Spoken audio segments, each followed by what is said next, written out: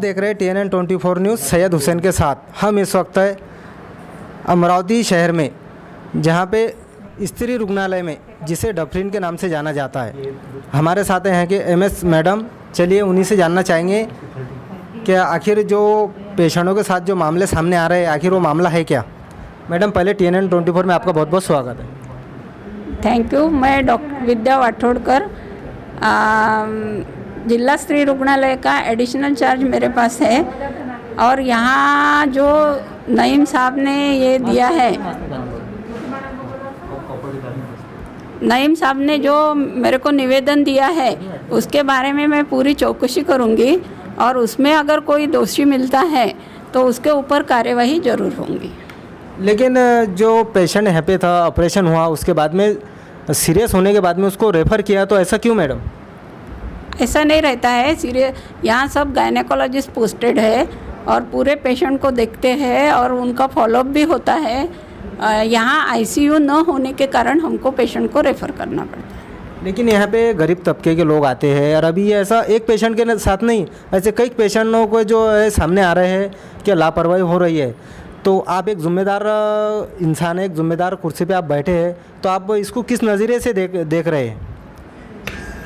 Patient को जो ये होता है, ये जिला स्त्री रुग्णालय है, यहाँ से सब पेशेंट रेफर्ड ही आते हैं और सब तरफ से आते हैं। हमारे साथ है सैयद नसीम साहब, जो समाज सेवक है, तो उन्हीं से भी आखिर जानना चाहेंगे आज जो निवेदन दिए MS मैडम को। तो पहले तो TNN 24 में आपका बहुत बहुत स्वागत है।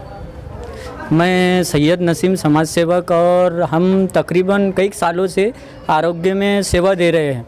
लेकिन यहाँ पे जिला लेवल के सभी पेशेंट आते हैं और सबसे ज़्यादा गरीब परिस्थिति के पेशेंट आते हैं। लेकिन यहाँ पे जो डफरीन हॉस्पिटल है, लेकिन यहाँ पे सुविधा इतनी बेकार हो गई, क्या पेशेंटों के साथ खिलवाड़ हो रहा है। यानी उनके पहले क्या हिस्ट्री रहती है, उनका कॉम्प्लिकेटेड पेशेंट ही हमारे पास आते हैं, इसलिए पेशेंट को कभी कभी रेफ़र करना पड़ता हमको भी।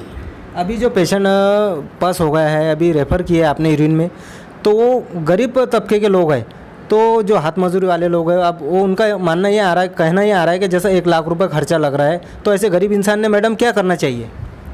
हम पहली बात तो उनको प्राइवेट में भेजते ही नहीं हैं, गवर्नमेंट से गवर्नमेंट में ही भेजते और पूरी सुविधा देने की कोशिश कर रहे हैं और पूरी सुविधा माता को फ्री में मिलती है। उनको आए दिन कुछ ना कुछ यानी सीजरिंग में प्रॉब्लम होता है, टाकों के अंदर प्रॉब्लम होता है, पस हो जाता है, किसी पेशेंट को पेट में पानी रह जाता है, अनगिनत शिकायत है। एक हद तक सही है, लेकिन जहाँ तक आप कह रहे हैं कि पूरी सुविधा मिलती है, लेकिन ये जो मामले सामने आ रहे हैं, तो इससे आपको क्या लग रहा है? और इसको सुधारने की हम और कोशिश करेंगे। और अभी जो उन्होंने निवेदन दिए हैं और उनका कहना है कि आगे कार्रवाई क्या करेंगे, तो आप आगे इसके क्या कार्रवाई करेंगे? जो भी दोषी है उनको हम कार्रवाई जरूर करेंगे। बात क्या है जो ऐसा पस हो रहा है या लापरवाही है इनकी? हमको ऐसा लगता है कि सीनियर मैडम यहाँ पे जो सीजरिंग है वो नहीं करते हैं। ऐसा लगता है मुझे, ये सिर्फ पेमेंट लेते हैं गवर्नमेंट से, और जो छोटे डॉक्टर है, असिस्टेंट डॉक्टर है, ये सीजर करते हैं, मेरे को ऐसा लगता है। और आप समाज सेवा कितने सालों से और कितने महीनों से दे रहे हैं यहाँ पे, और आप कितने लोग हैं? हम तो तकरीबन कई मुस्लिम एरिया के हेल्पलाइन हो गया, संगठन हो गई, सभी लोग जितने भी हैं, मैं नाम बोलना नहीं चाहता हूँ, बोलना यानी बहुत लंबा हो जाएगा। तो अगर यहाँ पे महिला राज है अमरावती के अंदर, और महिला आमदार है, खासदार है, पालक मंत्री है, और इसके बावजूद भी महिलाओं को यहाँ अगर डफरीन हॉस्पिटल में सुविधा नहीं मिल रही, तो ये गरीब लोगों के साथ खिलवाड़ है। अगर आप इतने बड़े पहुंच पे होने के बाद इनका वोट लेते हैं और इनका काम नहीं करते हैं, तो ये शर्म की बात है। आपसे हमारी नम्र विनंती है कि आप ये विषय पे जल्द से जल्द कार्रवाई करें, डफरीन हॉस्पिटल के संबंधित डॉक्टरों पे कार्रवाई करें, यही हमारी विनंती है। और आए दिन जो मामले सामने आ रहे हैं पेशेंटों के साथ, जो पस हो रहा है किसी के टाकों के साथ, तो ये कहीं ना कहीं पेशेंटों के साथ खिलवाड़ हो रहा है, लापरवाही हो रही है। इसके ऊपर प्रशासन ने ध्यान देना चाहिए। मानसा सिंगनापुर में रहती हूँ। मेरी लड़की का नाम है नौशीन मोहम्मद शाह, अलन गाँव की है। 29 अप्रैल को उसको यहाँ पर भर्ती करे। 29 अप्रैल को उसका सीजर हो गया। सीजर हुआ 1:37 पर।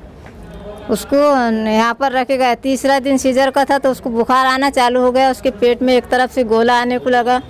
यहाँ पर डॉक्टरों को बताया कि ये गोला क्यों लग रहा, तो बोले बच्चेदानी एक तरफ हो गई बोले, तो कुछ नहीं होता बोले ठीक हो जाएंगी। बुखार आ रहा तो बोलते आंग पोछो, पैरासीटामोल गोली दे रहे। 3 घंटे में 1 घंटे में बुखार चढ़ रहा था तो घंटे के घंटे गोली दे सकते क्या? नहीं दे सकते, दो बोले गोली 3 घंटे में दो, 3 घंटे में दो। पैरासीटामोल गोली 500 पावर की रहती। तो सीजर होने के बाद में गोली दी? हाँ, सीजर होने के बाद में। और बस आंग पोछते गए वो जच्चा का, उनको बोले तो कोई इंजेक्शन नहीं दिए, कोई कार्रवाई नहीं करे। रात भरे में फकत उसको 6 सलाइन दिए। यहाँ पर सीजर करने के बाद में कोई सीनियर डॉक्टर आया नहीं, सीजर वाला डॉक्टर आके देखा नहीं। डॉक्टरनी को बोली, एक मैडम आई थी तो इसके पेट में दर्द हो रहा। मैडम बोले इतना बड़ा पेट काटे तो दर्द होता ही रहता बोले। उसने भी कोई कार्रवाई नहीं करी मेरे पेशेंट के साथ में। और मेरे पेशेंट के टाँके खुले होने के बाद में 7वें दिन बोले टाँके तोड़ने को लेकर थोड़ी सी गैप थी, बोले टाँके में थोड़ी सी गैप है, उसकी फ़ोटो निकाले उन्होंने। सिस्टर ने उसके आले टाँकों का फ़ोटो निकाले। उनको पूछी उसने क्यों फ़ोटो निकाले, तो बोले छोटे छोटे सिस्टर ने उनको हरी कहा था, बोले फ़ोटो निकाल ली इस वजह से। दूसरी लेडीज़ का टाँका उसको बता दी, उसने बोली कि तेरा भी टाँका इस साइज़ का है बोले, और तेरा बोले कल तक के बोले ठीक हो जाएगा, ठीक हो जाएगा। तो मेरे को कुछ लग रहा था नहीं कि मेरे लड़की का टाँका ठीक होएगा, क्योंकि उसको ना करवट होते आ रहा था सीजर के बाद में, ना उसको उठते आ रहा था। मैं खुद उठा रही थी, ना चल सक रही थी ना फिर सक रही थी। एक कंडीशन में उन्होंने मेरे बच्ची को छुट्टी दी। 8वें दिन ड्रेसिंग करके छुट्टी दे दी। पर मेरे को लग रहा था कि मैंने ये मेरी लड़की बरोबर नहीं है, तो मैंने जाते जाते यहाँ की एम्बुलेंस 1100 रुपये की करी थी। 1100 रुपये की एम्बुलेंस यहाँ की डफरीन दवाखाने की करने के बाद में वो एम्बुलेंस वाले को बोली मैंने बलगांव को मातोश्री हॉस्पिटल में रुक। वो बोले नहीं रुकता। मैंने बोली तेरे को और 100 रुपये देती, तू रुक जरा भर। मैं 1 घंटे में डॉक्टरनी से बात करके मैंने बोली तेरे को मेरे को घर को लेके जाके छोड़ दे। उसने रुकाया। मैंने डॉक्टरनी को बुलाया ऊपर से। डॉक्टरनी ने जैसी पट्टी निकाली वैसी खून की धार चालू हो गई थी टाँकों में से। तो आपने फिर रिटर्न यहाँ पे हॉस्पिटल में लाया? यहाँ पर नहीं लाई, मैंने वापस घर को लेकर गई। घर को लेकर जाने के बाद में क्योंकि यहाँ पर कोई देखे नहीं रहे थे ना, यहाँ पर रहने के बाद में देखे नहीं उन्होंने, तो रिटर्न आने के बाद में क्योंकि उन्होंने रिचार्ज कार्ड मेरे को दे दिए थे ना। और यहाँ पे तो कहते कि महिला राज है, महिलाओं का दवाखाना है। यहाँ पर कोई महिला राज नहीं है, महिला के साथ में बहुत नाइंसाफी हो रही है यहाँ पर। तो ऐसे आप 2-4 लोग सामने आए, बाकी के लोग और सामने क्यों नहीं आ रहे? ये मुद्दा लेकर क्यों नहीं आ रहे? मुद्दा लेकर तो वो बेचारे लगा ले रहे उधर पैसे। मेरा नाम सैयद मतीन है और मेरी जो वाइफ है नाजनीन बेगम, उसका सीजरिंग हुआ 2 मई को यहाँ पे। और उसका सीजरिंग में इतनी लापरवाही हुई कि उसके सीजरिंग के टाँके खुले थे। और हमने उसको लेके गए, जैसा प्राइवेट में भी थोड़ा बताया और फिर उसके बाद में पंजाब राव में बताया। पंजाब राव जाने के बाद में जैसे CT स्कैन हुआ तो वहाँ पे पता चला कि टाँके पूरे खुले हैं और पूरे पेट में पस है उसके आले। इतनी लापरवाही है। मतलब जो टाँके खुले थे तो यहाँ से ही थे? वो यहीं से थे। वो बोले जैसा पंजाब राव में जैसे हम गए तो उन्होंने ये बोले कि जहाँ पर ऑपरेशन हुआ सीज़र, वो सीज़र फेल हुआ तुम्हारे वाला, टाँके बरोबर बोले बैठे नहीं बोले। तो फिर वहाँ से आपने पेशेंट को कहाँ लाए? पंजाब राव में थे ना। पंजाब राव में अभी एडमिट है? ICU में। तो आपने यहाँ पे आज निवेदन दिया है, तो आपको मैडम ने क्या कहा है कि आगे क्या करेंगे? आगे मैडम ने बोले कि हम कार्रवाई करेंगे, ऐसा बोल के निवेदन दिए अपने उनको। तो आपने निवेदन दिए, कार्रवाई करेंगे, वहाँ तक ठीक है। लेकिन अभी जो पेशेंट आपका ICU में है, तो उसके बारे में, पेशेंट के बारे में आपके क्या कहा है उन्होंने? मैडम ने तो अभी कुछ राय दिए ही नहीं। हमने तो पूछे कि मैडम से कि अभी पेशेंट ICU में है तो करेंगे क्या आप, तो उन्होंने तो कुछ बताया ही नहीं हमारे को। ऐसी कोई बात ही नहीं हुई हमारी उनसे, मैडम से। आगे अगर ये कोई कार्रवाई नहीं करते तो आप आगे क्या करेंगे? आगे हम कानूनी कार्रवाई करेंगे और जो हमारे को करने का वो करेंगे हम। और बने रहे मेरे साथ, देखते रहे TNN 24 न्यूज़। सैयद हुसैन के साथ।